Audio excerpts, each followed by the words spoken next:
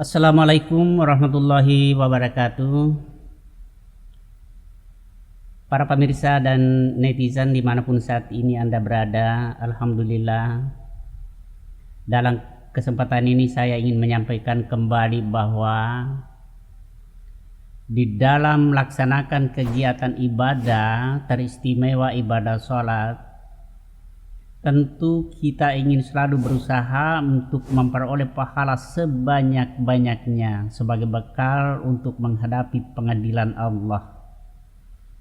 Sehingga kita selalu berusaha terus mengikuti petunjuk dari Rasulullah Sallallahu Alaihi Wasallam. Katakanlah misalnya ya, harus selalu aktif melaksanakan sholat jamaah, memperbanyak sholat-sholat sunat, baik yang muakkad ataupun gairu muakkad dan sebagainya.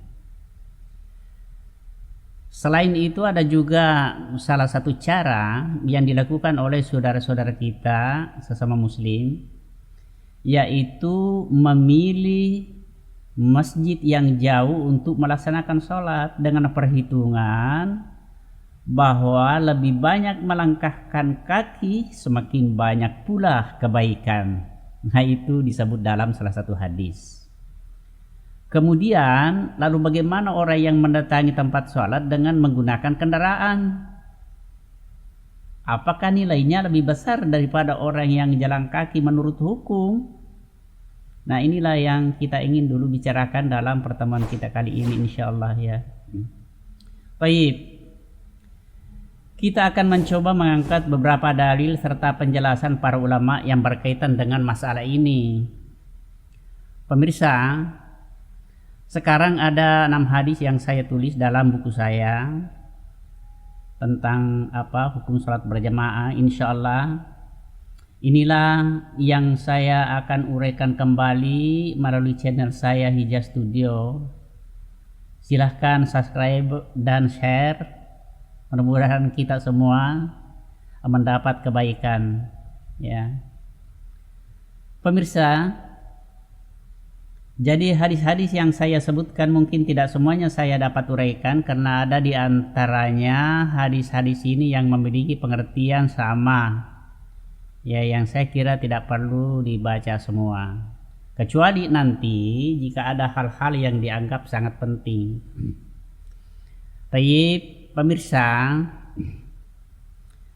hadis yang pertama kita bacakan ya, yang bersumber dari Abi Musa.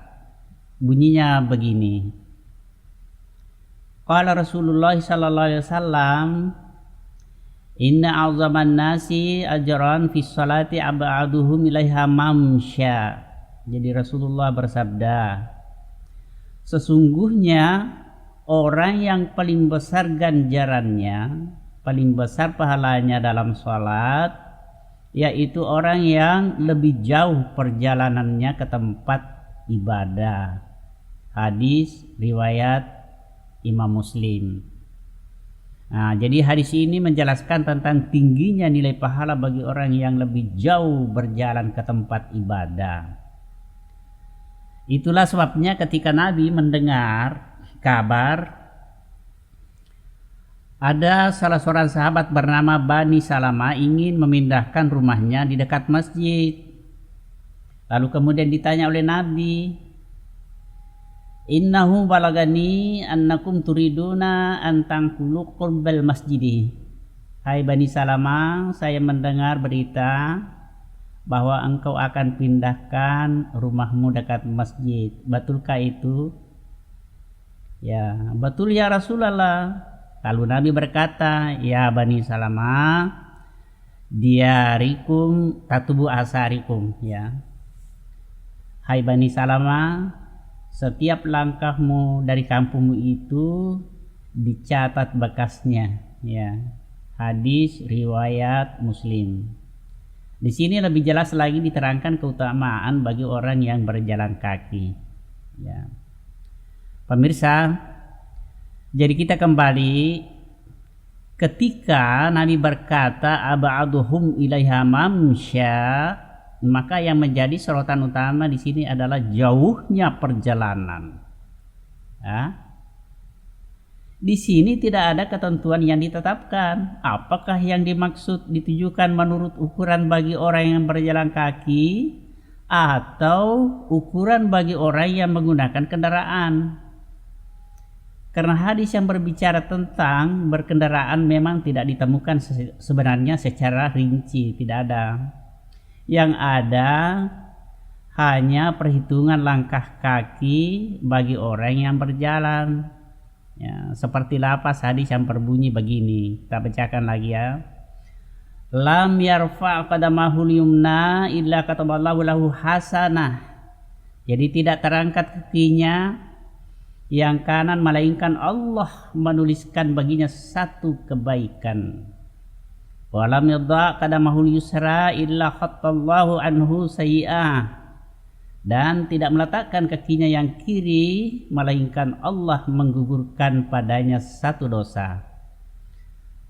Falyakrub aw liyu'ba'id, maka pergilah kamu dari dekat atau dari jauh. Para pemirsa dimanapun Anda berada, setelah kita melihat beberapa hadis tadi, satu pun belum ada yang menerangkan untuk orang yang berkendaraan, ya kan? Padahal secara fenomenal sekarang hampir semua orang mendatangi masjid menggunakan kendaraan. Apakah itu berarti amalan mereka tidak diperhitungkan? Sebab tidak mungkin seorang nabi sebagai rahmatan lil alamin tidak memahami keadaan umatnya jauh ke depan. Itu tidak mungkin. Jadi pemirsa, untuk mendapatkan sedikit gambaran tentang hal ini, mari kita mencoba dulu melihat dari sisi lain ya. Bahwa ada sebuah hadis dari Abu Hurairah yang diriwayatkan oleh Ahmad, Abu Daud, Ibnu Majah. Rasulullah sallallahu alaihi wasallam bersabda, "Al-abadu fal-abadu minal masjid a'zamu ajran." Pemirsa, untuk mengartikan ini pertama terlebih dahulu kita harus memahami kaidah bahasa Arab ya, bahwa kalau ada dua kata yang sama berdekatan, ingat, saya ulangi, kalau ada dua kata yang sama berdekatan, maka kedua kata itu mempunyai pengertian yang berbeda. Contoh paling ringan saya berikan, haza wa haza, artinya ini dan itu. Tidak boleh ini dan ini. Nah, sekarang lapas hadis, al-abadu fal-abadu, yang jauh dan yang paling jauh. Ya. Ini sudah dapat kita menemukan satu titik poin bahwa orang yang berjalan kaki semakin jauh perjalanan semakin banyak pahalanya ya. Nah, itu yang pertama. Yang kedua, pengertian fal abadu sangat jauh. Ini dapat dipahami dengan menggunakan logika bahwa tempat yang sangat jauh tidak mungkin bisa ditempuh oleh orang yang berjalan kaki, apalagi rutinitas ya, kecuali jika orang itu mendatangi dengan menggunakan kendaraan. Ini persepsi saya ini dalam memahami hadis ini, sehingga saya bisa katakan bahwa orang yang mendatangi masjid menggunakan kendaraan sama-sama mendapatkan keutamaan berjamaah ya, sebagaimana pahala bagi orang yang berjalan kaki. Nah, itulah sebabnya saya mencoba memberikan persepsi menurut pengertian bahasa ya. Atau mungkin ada analogi lain, itu tidak apa-apa, silakan. Sepanjang dalam beristimbat itu tetap berdasarkan menurut kaidah ya. Istilah yang digunakan peneliti yaitu memetik mangga di atas pohon mangga.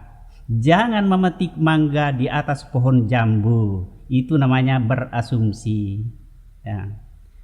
Pemirsa, satu lagi hal penting ingin saya sampaikan mengenai derajat hadis yang menjelaskan tentang al-abadu fal-abadu, bahwa hadis ini dalam syaratnya ada orang bernama Abdurrahman bin Marhan Maula Bani Hashim, orangnya majhul.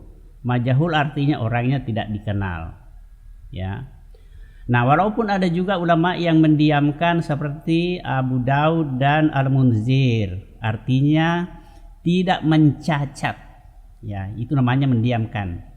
Akan tetapi menurut Ibnu Hibban, ia mempercayainya. Dia mengatakan bahwa meskipun hadis ini ada salah satu rawi yang majhul, tetapi rawi-rawi lainnya adalah orang-orang sahih dan tidak ada yang mencacat. Nah, dengan demikian derajat hadis ini bisa terangkat menjadi hasan li ghairi, atau dengan kata lain boleh diamalkan. Ya. Jadi kesimpulan, hadis-hadis dalam bab ini menunjukkan tingginya nilai ganjaran yang diperoleh seseorang bila mana datang menghadiri sholat jamaah di masjid. Malah dikatakan dalam hadis Jabir, setiap langkah dicatat satu kebaikan, dan setiap meletakkan kaki di bumi maka gugurlah satu-satu dari dosanya. Nah, adapun yang menggunakan kendaraan, nah inilah yang menjadi masalah ya. Bagaimana?